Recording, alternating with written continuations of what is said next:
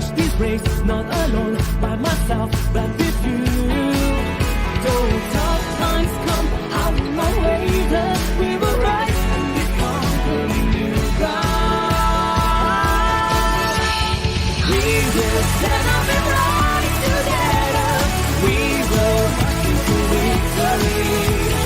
Hold my hand and we say we know I feel right, it's for you as it has been for me. Everyone shine, everyone shine. All of us is for a reason, for a greater desire. We will rise together. We will march into victory. Hold my hand and this day we know I feel right, it's for you as it has been for me. We will stand up and rise together. We will march into victory. Hold my hand and this day we know I feel right, it's for you as it has been for me.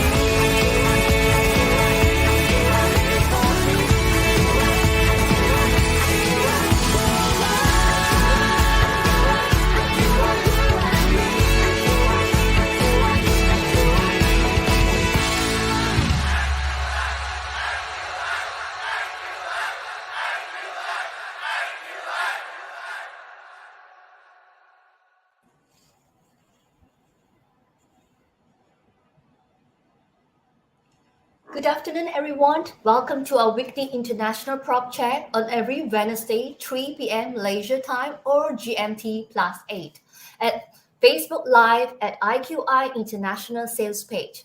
On behalf of IQI Global, the Asian largest real estate and investments advisory firm and a member of Juwai.AsiaHK. I'm Angela Chen, International Property Consultant, your host for today. Thank you for tuning in and support the program. For those who are new to the International Prop Check, these programs will feature various real estate opportunities, investment criteria globally, some of the hottest properties, and investments hotspots in respective countries. Today, I have invited Mr. Calvin Chang, Managing Director of Property Select Advisory in Melbourne, to brief us the topic buying house and land in Australia. Let's just welcome Mr. Calvin. Hi, Calvin. Hi, Angela. How are you? And hello to the IQI family. Thank you so much for having me. And that was such a lovely introduction to see all the IQI family being so excited going through the activities and programs that you guys have curated together. So thanks for having me again. I'm currently sitting in my office in Melbourne. As you can see, there's a lovely apartment building behind me. So how are you? How is Melbourne right now? How's the weather there? Oh, Melbourne is always interesting. It's quite gloomy right now because it's this week we had a really beautiful day yesterday, and today and this whole week is going to be raining and cloudy. So Melbourne is fun because it's almost like 4 seasons in a day. I believe a lot of your audience and friends would have heard this saying. So you can never know when it's going to turn cold. Yeah, just wait. Like property prices, sometimes it goes hot, sometimes it goes cold. So eventually, the property prices do go through 4 seasons in maybe not in a day, but probably over the lifetime cycle of say 10 years. Yeah, but Melbourne is always very popular among the Asians or everyone. When it comes to Australia, they're always on and off. They mention about Melbourne, Sydney, and so on, and then other places as well. But when you mentioned Melbourne is not any alien words, they know probably more than me, Yeah, I guess coming from Malaysia, I'm from Malaysia. Have been living in Melbourne for over 20 years. So I did my studies in Perth. In case any one of my friends are watching, hi, how are you? Here I am. My roots are still quite connected to Malaysia. My parents are still there, but I was studying in Perth. Then work brought me to Melbourne, and I loved it so much. I stayed. Melbourne is it's a arts and culture hub of Australia. and that's why the popularity is still there. Even now that we're coming out of COVID, people are flying into Melbourne. Yeah, and I also know that there are many great universities in Melbourne too, right? I have friends. Absolutely. Yeah, that's right. Okay, without much delay, I pass the screen to you for your introductions and presentations.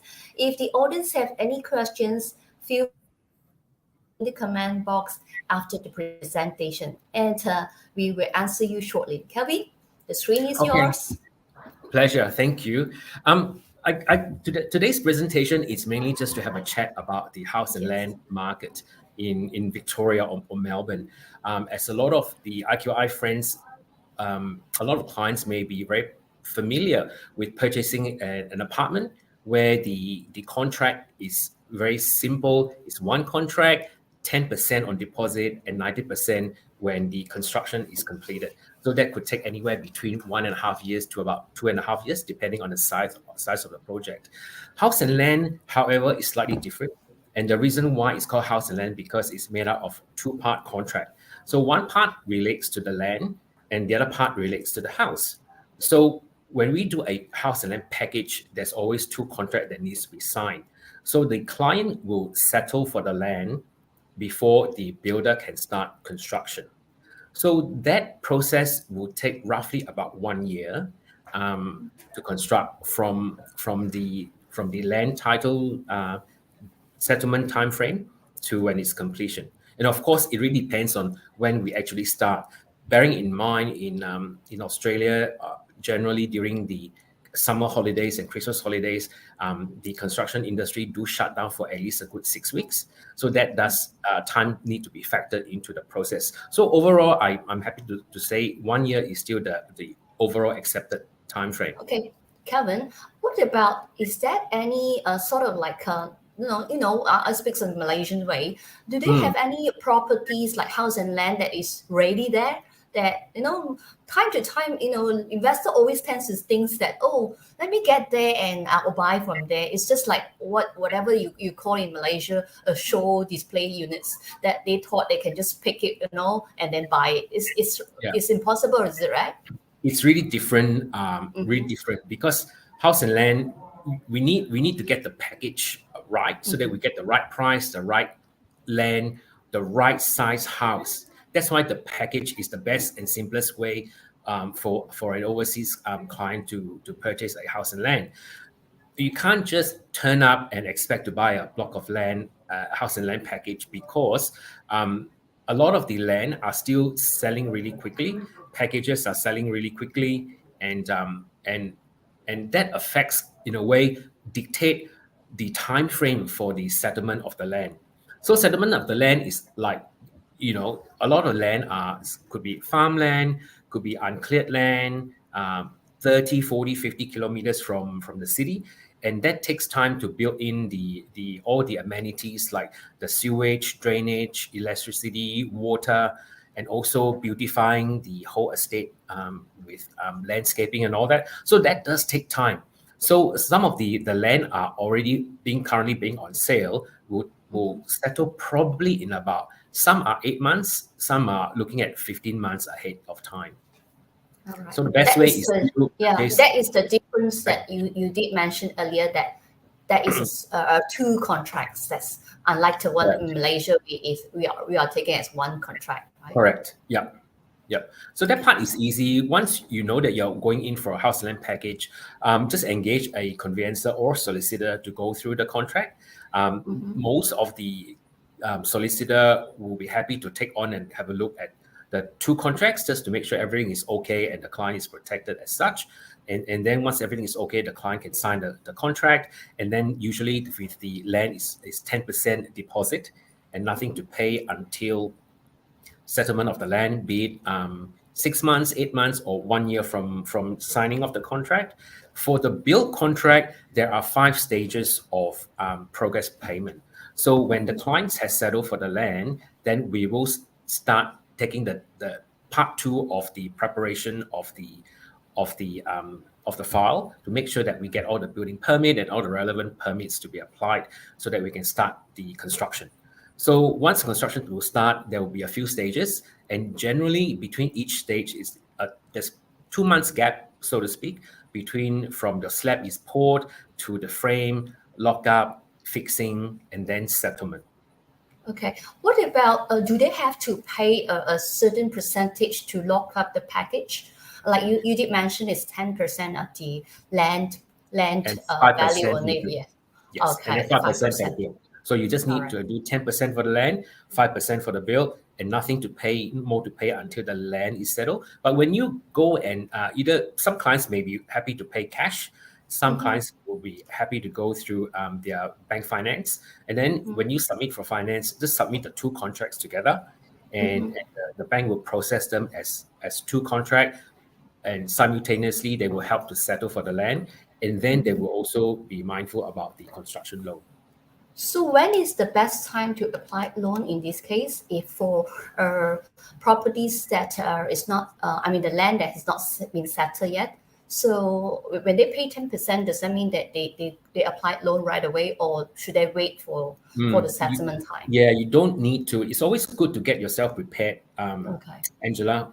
Say about 3 months before, 3 or 4 months before land settlement, because Yes. the developer will inform the client via the solicitor or conveyancer that hey, Mr. and Mrs. Lee, your land is about to be ready for title. Settlement is coming up soon. Just be prepared. So that's the trigger point when you actually go to a bank and organize a bank loan. All right. You Okay. can't That's organize great. it too early. You can't organize it when you sign the contract, because the finance approval will only last for 3 months. All right. Okay. Good. All right. Good. So do you want to share some of your presentation slides? Yeah, sure. If you can put that on for me. Yeah, so I thought it would be quite good to update the IQI family as to what's actually happening in Australia. In terms of COVID, well, it's a whole wide world phenomena. We go through different stages of lockdown and different stages of coming out and celebration and all that. So we are kind of like in a quasi post-COVID world where some countries are doing better, some are still facing different challenges, and I'm happy to share some of the challenges that we are also facing in Melbourne with the family. So the slide that you're looking at the moment, it's completed by a research firm based on the information that is from the Australian Bureau of Statistics and also a few institutions in Australia to find out what do Australians want? What are their thoughts? What are they thinking? And this research was completed in 2021, so it's still quite fresh. A lot of the Australians say that 60% of them are really happy to move away from the city because of the lockdown. They really enjoy the space, the greenery, and they don't want the hustle and bustle of the city already. So 60% of wanting to be in regional areas. For Victoria, regional areas would be places like Geelong, which is about 65 k's from the CBD, and Ballarat, which is about 90 k's from the city up north. Then there's also Bendigo and whatnot. So these are what we call a regional areas, or what Malaysians would probably know as satellite cities like Putrajaya and things like that. So 60% of them is ready to move. However, there are also 42% of them are happy to be working away from the city, but also retaining, moving away from the city, but retaining a city job. So this is what the population is thinking. But on the flip side, that between 85 to 75% of the population are still thinking that and believe the city is still a place to connect. It's a place of the cultural hub. It's a place of main events and also a main place for social connection. So with that regard, they are not totally disregarding the city. So for them, the city is being used and being seen as such a place for connectivity, and this relates to why and how they think about work. And 62% of the population believe that in the future work is going to be hybrid, there may be 3 days working from home, 2 days working in the office, or vice versa, or whatever arrangements different people are wanting. In Melbourne, we are quite lucky. A lot of the employers are happy to work around each department, each individual. Some department may come in on a Monday, Department B might come in on a Tuesday. So different sorts of things are happening. But the government are also very cautious about people staying away too long away from the city. So they're also encouraging people to come back to the city. And so this is where we are at the moment. From of course, from working at home perspective, 61% felt that working from home would give them a bit of work-life balance where they can work according to their own time.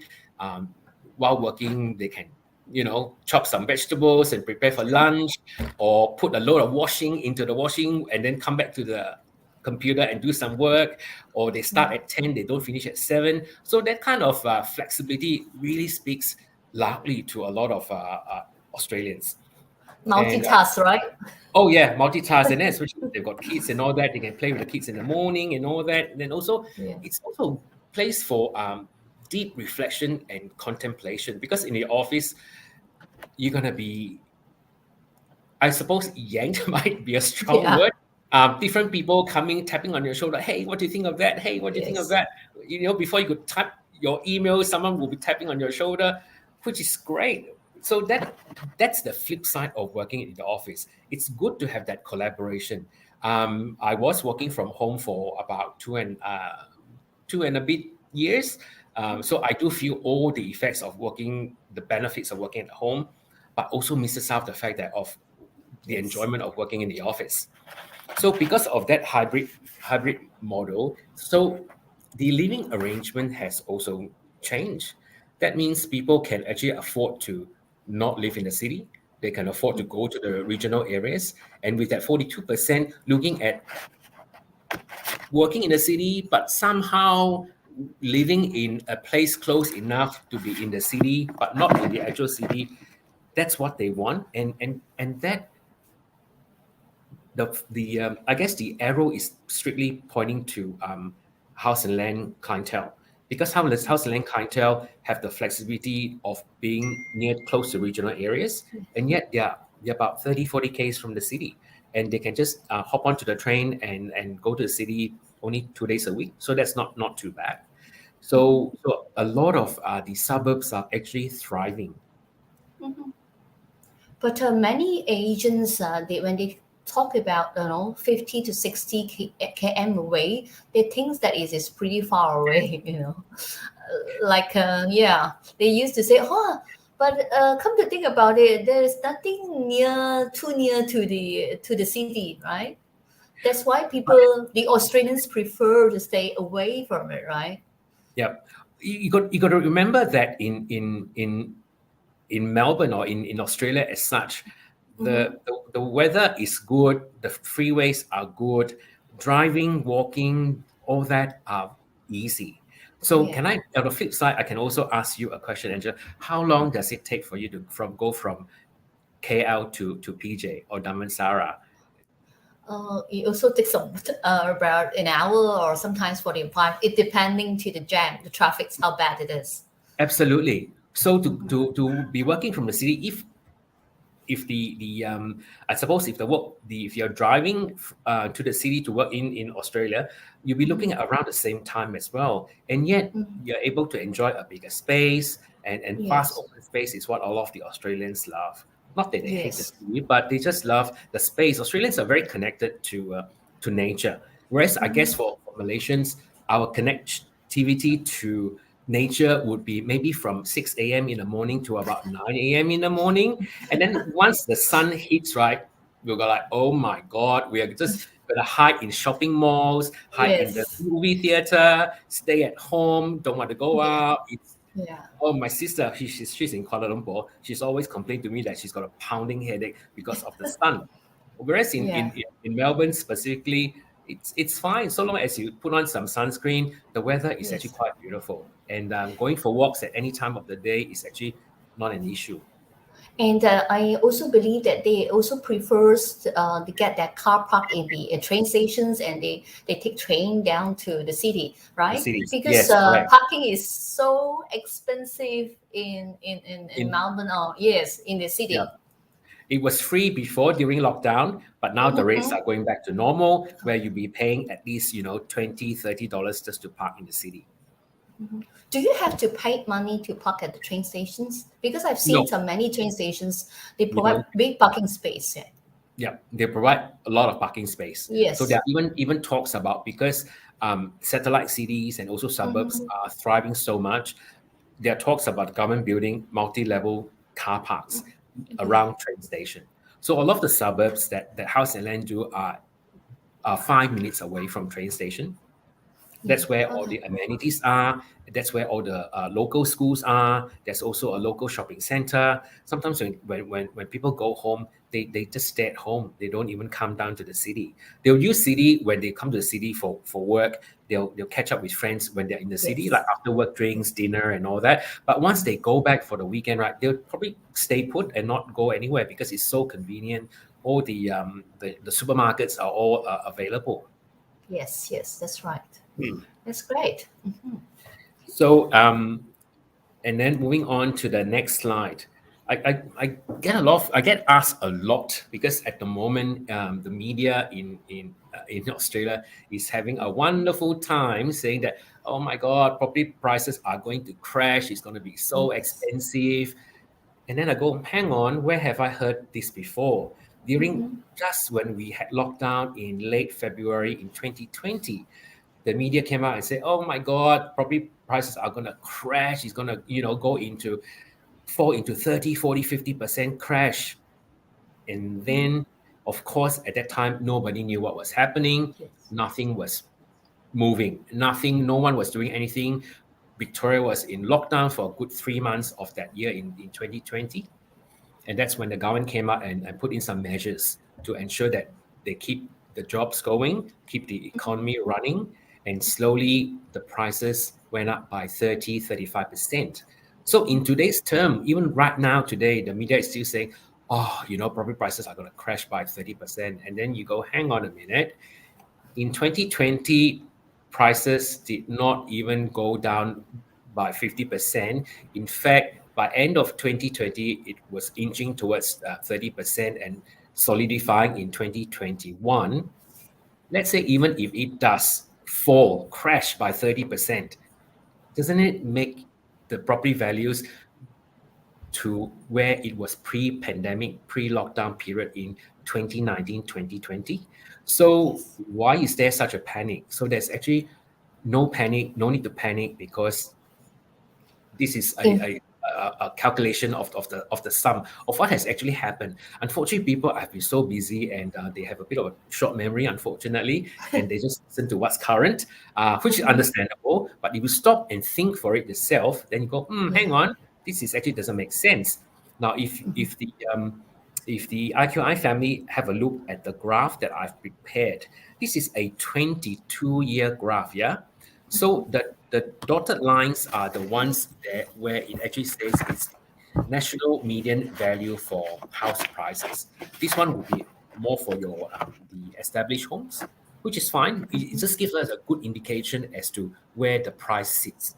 And of course, it started from the value from here, and it goes through the high and the peaks and the trough.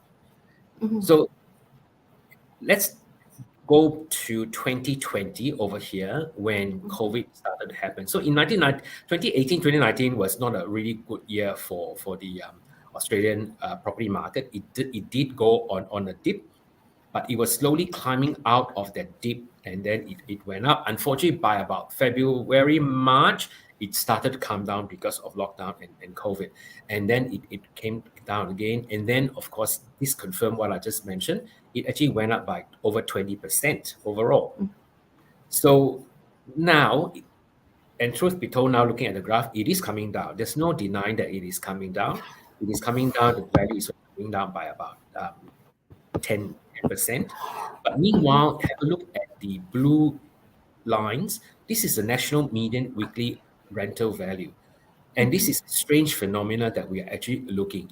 As you can see, the rental value has also taken its time to go up, and then it's taken a long stretch to come down before. And you have a look in 2020, the rental prices keep on rising and rising, and it doesn't show any signs of slowing. Why? Because at this point in time, let's say early this year, the borders are open, but it's not really truly open because Yes. people are still very, in a way, entrenched and almost stuck overseas for their work reason, for their life reason. They're not really back yet. Some students are back. In about the first quarter of this year, 60,000 students came back to Melbourne, and rental increased by 20% within 6 weeks, actually, not 6 months. So there is already a acute shortage of rental properties. The thing is, the students will soak up a lot of the city apartments. It forces people who are in the city who can't afford to pay the higher rental to go out into the inner suburb, from the inner suburb to the outer suburb and the middle ring road type suburb. When COVID happened, the students left. City apartment, unfortunately, were hit the worst. That's the reality. Unfortunately, everywhere in the world, it was the same. New York, Hong Kong, everyone just vacated the city because of the lockdown and of the space constraint. Yes. So because of the gap, a lot of the Australians thought, oh, hang on, I've always wanted to live in the city. Now it has become affordable. So a lot of the outer ring came into the city. They actually started to rent all the lovely apartments. However, this year, when the students came back in, they soak up a lot of stock. Rental began to rise. Landlord put up the increase. A lot of people that actually moved in during lockdown are actually heading back out. So we can see there's also a mass exodus of people who were here out. The trend has reversed. So I've also prepared the rental vacancy rate that actually shows you, if you have a look at the national level, it's sitting around the vacancy rate studies time period between July 2021 right up to July 2022 with a bit of a break in the middle. At the start, the national level is 1.7%, which in Australian terms is actually quite low already, even in 2021. Because before COVID, the national vacancy rate is sitting around 3%. 2% is considered a very good market. So as you can see, 1.7%, we are moving towards the kind of almost sitting on emergency period. And if you have a look at the combined capitals is sitting at 1%. 1% means it's actually acute shortage of property available for rent. And mainly because there's only 60,000 in first quarter, and by about last month there were about 139,000 that came through, another additional of about 60 over 1,000 people. So just a small margin of 139,000 has caused this rental shortage already. Think about when people are more freer to travel next year, when people decided that, yeah, they're done with this year, they're going to move on with their plans for next year. That's what the whole world is actually going and doing. Yes. So In fact, it is a good time to buy if you're talking in terms of the dip, So absolutely whoever actually knows when is the lowest? Can anyone speculate that today this year could be lower and tomorrow next year will be higher? No one knows, right? But of course, some correct. speculators does. But well, you look at your diagram showing 2019. Well, for those people who went in to buy, that is a good time, right? Absolutely correct. And also, if you're to buy now, by the time the house is built, let's leave it 1.5 years. By 1.5 years, Melbourne again will be another different place. Imagine how many thousands of people are coming into Melbourne to live, to work. And I'll show you and go through with you what our new Prime Minister, Anthony Albanese, is wanting to bring into Australia. And you will see that it will also increase the population. So just have a look. There you go. So this graph will just give your family members a good perspective of what's been happening in the last 90 years in terms of population change. The pinkish one is just natural birth rates in Australia, and the blue one is actually migration.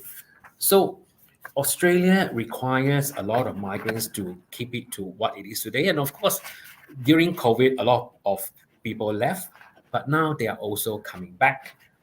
And with our new Prime Minister, Mr. Anthony Albanese, he is actually wanting the new migrants, skilled migrants level to go up from 120,000 right to about 200,000. So there was a huge work summit that happened last week that will actually propel and also fire up this conversation that they have started. So I'll leave it to you and the audience to decide what will happen when so many people are coming into Australia. Yes. It brings me to tackle the issue of affordability in terms of housing, whether if you're buying it as an owner occupier or whether you are renting. So this co-living is a relatively new concept in Australia, but translated to what Malaysians and Singaporeans or even people in Hong Kong are doing, it's actually roommates, housing. I went through that myself. Years ago when I was studying in Kuala Lumpur, I moved from Ipoh to KL to study. I was living in a huge house with there was like 10 of us. So it was fun. We've got students living in the house. We've got working people. The landlord is a retired elderly lady, so she's like this guardian looking after all 10 of us. It's fun. We go out shopping. We cook meals. We go out to restaurants. We pop into each other rooms, not for hanky panky, but to chat, to listen to music, and talk about life and shared experience. So that was my experience when I was studying in KL. So this concept is actually not too new. I would say this concept, maybe the Australians are copying what Malaysians and Singaporeans went through. And co-living is just a modern concept of shared housing or rooming. And also in terms of rooming, why share house? Well, we talk about affordability. You're paying a third or half of the bills. You're sharing the bills, sharing electricity, and there's financial security. And also you're able to pick and choose who your friends are to live with. Some of the co-shared living, they're family members from different family members who are wanting to be living away from the family. Australia is very different from I suppose Asian countries.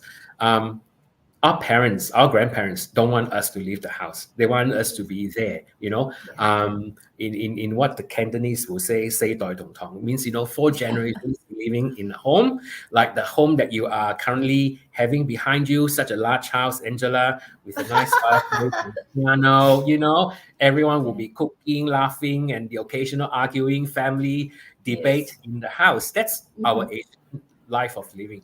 But for Australia, when the kids hit about 18 years old, they are really pushing the boundary. The parents really want the kids to leave home. But because property prices have been going up so much in the last 15, 20 years, so a lot of the kids are actually staying home a lot longer. And of course, with lockdown and COVID, all of them are also staying at home a bit longer. However, that doesn't change the DNA of the lifestyle. Those kids who are 18 years old and above and 20, 22, they want to move out. They want to have the experience, the joy of moving away from the family without them being watched. They want to share their life with their friends, not with their family. I mean, of course, they will still visit their family, but not living 24/7. So that's why a lot of young Australians, they do enjoy sharing houses. So that's one reason. And then in terms of for the elderly generation, is about also some of them, unfortunately, during lockdown, some have gone through some massive divorce, found out that being locked up in with their husband or wives suddenly changes the perspective of each other, which is sad, but it is happening in Australia. Of course, divorce in Asian countries is still a taboo subject, but in Australia, unfortunately, it's quite normal. So you find that husband and wife who are divorced, they suddenly can't live with each other anymore. And those are the people that also be looking at co-sharing. And it's so hard to find a house that they're able to share without actually taking up the whole house. So that's why co-sharing has taken off, especially in the last 8 months. So this kind of concept is still quite new. It's about 8 months old. And for investors, of course, in terms of investors, it's the rental return will increase, and also the property management in terms of looking after the property will be able to look after you. It takes a specialized property manager to look after the co-living type arrangement. Not everyone is able to do that because you're looking at 3 separate tenancy. If they're friends, of course, it's a lot easier. But if they're not friends, sometimes the property managers will have to have different types of single people or family living with each other. So it does take a special property managers to manage this sector. Are you saying that the home itself have separate kitchen or separate? I believe that there are some attached bathroom, obviously that, right? But obviously. what about the utilities and kitchen? Yeah. How are they going to share? Absolutely. And I've just put up a nice little photo for you. Who are the clientele or people looking at co-living? So you have the younger generation, younger set working who loves to spend time with friends.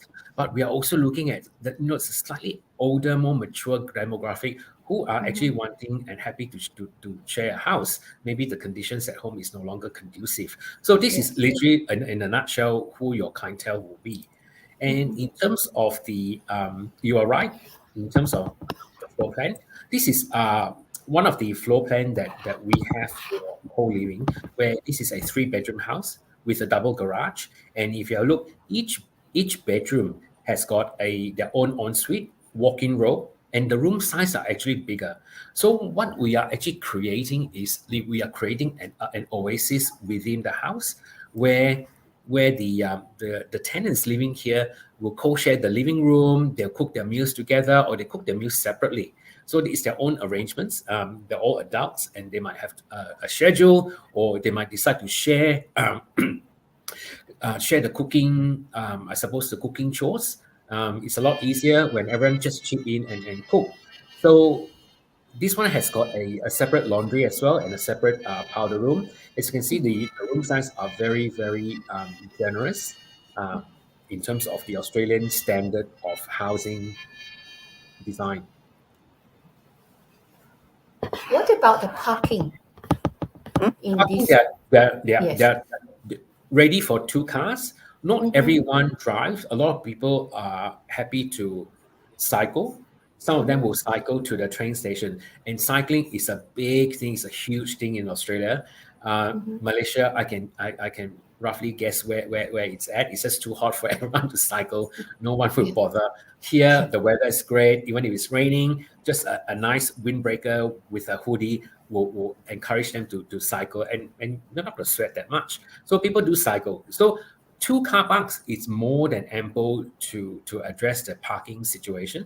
And even if, let's say, that each one of the tenant has got a car, it doesn't matter. So whoever who has got a car park can pay a little bit more, and the one who's going to be parking on the street will pay less.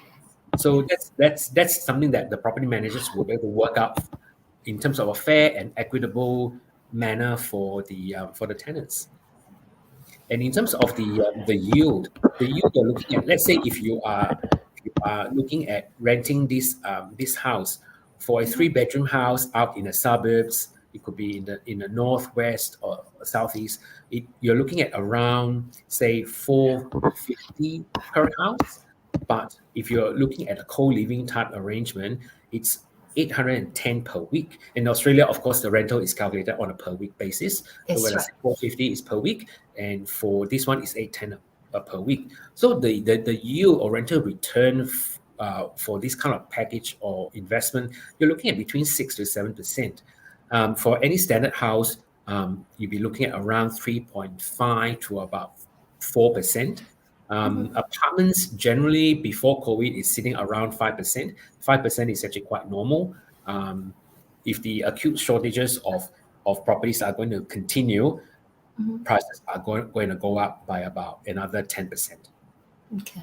And of course, this is a huge savings for being paid for the utilities, like apartments, where you have to pay a certain amounts to use, to pay management fees, and in Correct. this kind of houses, you probably don't have to think about it, right? Yet Yep, you you don't have still to pay have up. your own privacy. Yeah. Correct. What So about you the don't have to- access getting into the house? Do they have one main access, or they have few, Absolutely. like They'll have one. They've got one key to the house, and everyone will have that same shared key to the house, obviously.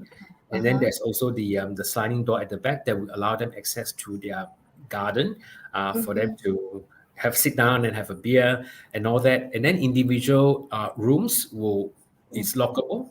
Um, yeah. Australians doesn't seem to like to lock their house, locking their own or lock the bedrooms, not the house.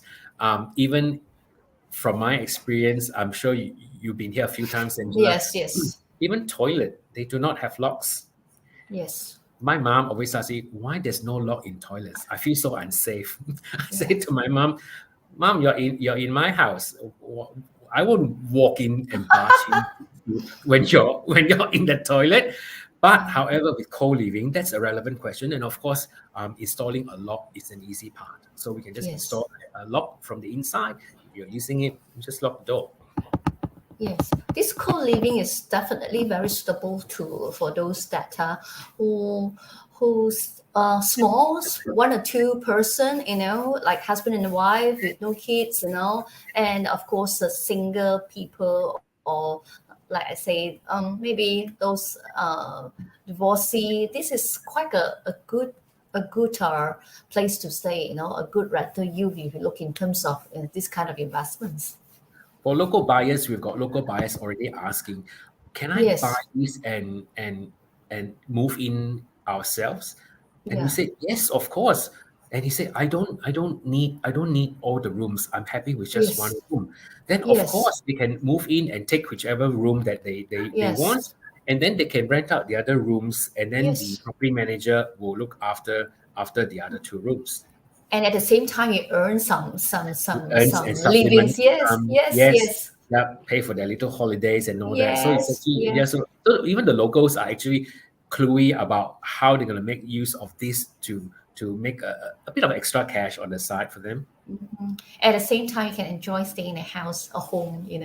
Yes, of course, yeah. And of Yes. course, being an owner occupier, being the landlord, he or she would have the ultimate say in who Yes. the tenant is, being there with them. Yeah. Okay, that's great. So, yeah, what about what would you see? I mean, of course, this kind of home you can see the rental yield is pretty good. What about the capital appreciation when it comes to buying this kind of uh, house and land? Do you actually have to look into a good amenities or good locations, we always or we always pick oh, good locations. The general rule of buying any property is about location.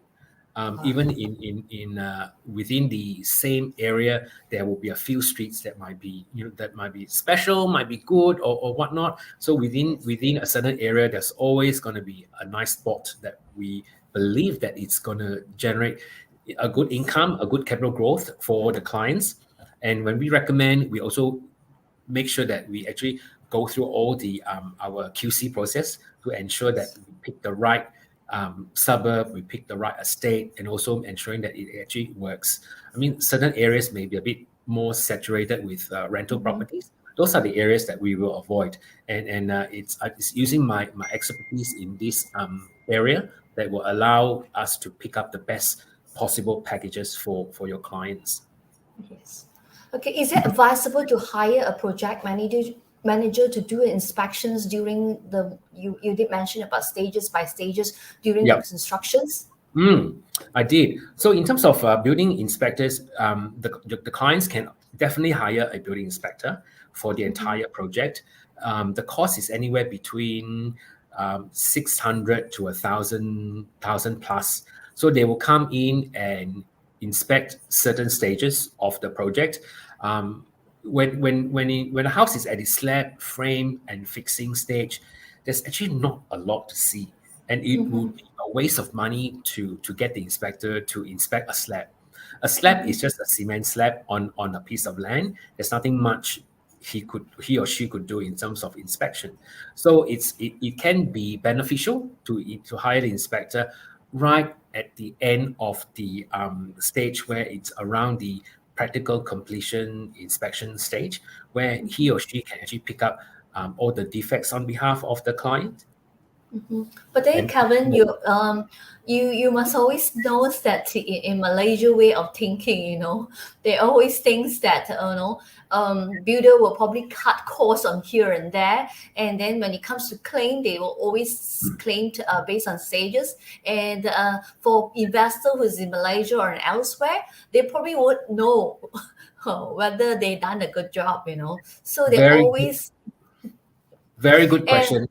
I see where you're coming from and where your clients are coming from as yes. well. So at that point, it's actually crucial to pick the company that can do a good job and will not take advantage of those situations. And also having a local person here looking after that to ensure that the house is delivered at the correct standard, at the correct design, and also the correct quality. So picking the Yeah. right builder and working with the right company is actually essential and crucial. Um, Big doesn't mean that it's great. Small doesn't mean it's bad. So it's about Correct. choosing a builder that actually has the, I suppose, the attitude and mentality to think and do the right thing for the client. I just Yes. had a good meeting with my construction team. They are going through many different challenges. As you know, um, even just from the media itself, there are labor shortage, there are timber frame shortage, there are material shortages of different products at different times, tapware, tiles, bricks, everything, you name it. We went through the whole cycle. Once we resolve one problem, another problem will come up. But the good thing about the builder Oriana Homes, which we are part of, they are very proactive in sourcing the right trade and the right supplier to ensure that the supply chain is not tarnished, is not blocked, and ensuring Yes. that we have a team to always make we keep building. Because as you can see, the longer, because of the way that the contract is structured, is by progress payment. So the longer we delay the build, the longer the construction team is not going to get their Yes. money. So That's it right. actually defeats the purpose if the construction team were to delay. So it's not something that they enjoy doing. So on the contrary, it's something that they shouldn't be doing. So and the goal is always to deliver on time if they can, possibly even early. But of course, at this stage, different team will be doing slightly different things depending on their health. Sometimes, Team A might have a COVID situation. Team B Yes. will step in. By the time Team A recovers, Team B might be down, and then there's Team C, Team D. Oh goodness, not just construction, even within the office. At one stage, our drafting, we had like 10 draftees, designers. I went to their department. I went, where's everyone?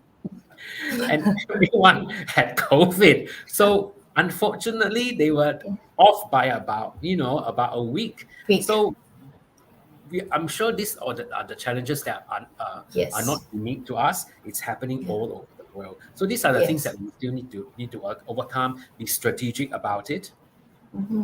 Yeah, Yep. I came across a client who asked me about questions like, we're not sure whether the bricks is being done well, but it seems that they don't understand in Australia. They do brickies needs to have license. Even a plumber needs to be a license. They are all professional. Unlike Yep. the one in Malaysia, we can hire any or or a construction company can hire any foreign workers just to lay tiles or lay bricks, But in Yeah. Australia, it's different. Is that right? Yes, there's a stringent process of all the different trades having their own licenses. If malpractices were to be detected, they potentially can lose their license. And the Yes. builder, being the main con in Malaysia, it's called main contractor. Yeah. They will be responsible to ensure that the house meet the standard. There is a 7-year warranty in terms of the structure of the house. In terms of the defects, there's a 3-month warranty where when the house is handed over, owners and tenants are encouraged to use everything to ensure everything it's done well and also done the right way. If it's not, there's always that period where the tenants and the owner can submit a list so that the maintenance team can actually go back to the house and rectify whatever that needs to be done. All right. So, is that a kind of insurance should the buyer consider to purchase or to buy? Insurance is not required in terms of the defects liability period. Insurance will cover the house, the landlord insurance will cover the tenants in case, touch wood, in case 1 out of 500 the tenant run away, the rental will be covered by insurance. Any potential damages, not to say that it's normal. Most Australians are pretty quite house proud. They will look after the property, so they're not going to trash it, because if they trash it, they will actually leave a bad name, and then the property managers can actually put a mark against their name on the national database, rental database, so that when they go to a different property, they are highly unlikely going to get a rental in that sense. So it's actually well protected, well organized, very different in Asian countries where tenants can do a lot of interesting things within the house, and there's not much the landlord can do. Over here in Australia, in Melbourne, it's a very mature market. Everything needs to be done the right way. And then, is most of the packages that for house and land, do they included like this kind of courses like insurance, or for that matter, a full turnkey package like adequate reticulations and gardens and stuff like that? Yeah. The clients need to be very mindful in terms of the prices they see on the internet, because it is so easy on the internet. You hop on the internet, you search about, wow, it's so cheap. Why are you guys so expensive? That's the standard question that we get every day, every week. The prices. Yeah, they actually compare numbers. Yeah.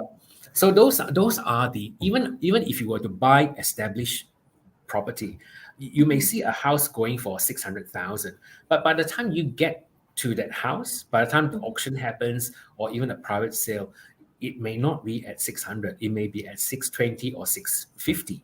So that's for the established market. For the house and land, is even more interesting, because all the prices that the other builders put in is a standard practice, not a turnkey package. It's only built up to a certain stage, include only certain items. Some of them doesn't even include tiles or cupboards. It's an upgrade. Post box. Yeah, post box or driveway or fencing, landscaping. I mean, investors are savvy, but they are also very busy. They don't have time to muck around to be called, hey, there's no driveway. Hello, Mr. Lee, there's no post box, there's no this, no that. Can you imagine the amount of time Mr. and Mrs. Lee have to come in and rectify every single item? So even for the local market, a lot of the investors here, they buy full turnkey package. Unless they really enjoy engaging tradespeople to put up the fence, put up X, Y, Z, and 1, 2, 3, that's different. But in this climate, when trades are so hard to come by, materials shortages and different kind of challenges, it will be double, if not triple hard for all these clients to do things themselves. So the safest way is to just get a package. The time that you have, and I guess in terms of the lockdown that we had, time is very important. Yes. We have grown to learn and accept that time is very important, as always, even more important to do other things. So sure, you may be paying a little bit more, but it saves you the hassle of organizing everything, whether if you live locally or if you are living overseas. That's Yeah, why it's very important to have a very good agents or very good uh, builders to build your homes, right? correct. To make Yeah. sure and foresee everything that Mm, especially like Calvin, you have stayed in Malaysia before, you know about Malaysian way, So it's best to know because most of the buyers from overseas, they do not have so much time to look into so details, So most of them they probably look at the price first, and they simply use the price to compare to the other price. Hi, Angela. Why is this price is lower than? Then when it comes to detail, it's actually a big difference. yes, Wow, because this is provided. That's not provided. the price is one thing, the actual signing of the contract is one thing, the fine Yes, print is another, the inclusions is another. yes, Sometimes clients they don't know, they don't even know whether if you're comparing apples and apples, they're yes. comparing apples and oranges and pears and durian and all that. So everything is so different. Yeah. So It's by just the time fruits. It's just fruits, like they it's say. fruits. Yeah, fruits is fruits, right? At different pricing, they don't even know what type of fruit it is. Yes, that's right. So some clients they do get caught out. So Mhm, I always say, yep, the price is going to be higher than what you see on the internet. mhm, It's different because these are all the inclusions that we have included. And apart from that, in terms of the houses, at one stage, double stories have been very popular because mhm. the overseas investors who actually came in to purchase are used to double story. They love double Yes, story because yes. it's it's a sign of prestige. It also a Okay. sign of space. Yes, Um, but bearing in mind right now, people want space, but then again, they don't want to be walking up and down. They want a simple true. lifestyle. They like enough space, but not so much that they have to be at home cleaning. And you got to Yeah. remember, in Australia, it's DIY. It's do Yes. it yourself. There's no ama or auntie or kakak to help you to clean, Gaga, yes. wash. None. It's do DIY. You wash your own toilet, scrub your own towels. So the cost of doing that is it's high. I mean, Malaysians Yeah. are still quite lucky. For those who can afford it, are still able to either have a live-in maid or have a cleaner to come in like 3 times a week. In Australia, do you know how much that will cost? Even a Yes. single clean. That's in Yeah. Australia like $150 just for like a 1 hour or less than 2 hour clean. Yeah. All right. Thank you. Let me see. There's any more questions here? Well, everything goes well. Thank you very much, Calvin, for your time. It's indeed an insightful sharing. I'm sure it will be certainly helps the audience to understand the investments of house and land in Australia. For those Thank you. for those who wants to know more about investing in Australia, do not miss the International Project Program this month, every Wednesday 3 p.m. and Saturday 9:30 p.m. GMT plus 8 on live in FB IQI International Sales page and YouTube. Do give us plenty of love and support us by sharing the programs to your friends and family. Should you have any further inquiries, feel free to PM me. Look forward to see you all again. Thank you so much again, Calvin, for being with us today. I'm Thanks for having me. Angela. Yes, signing off. Bye.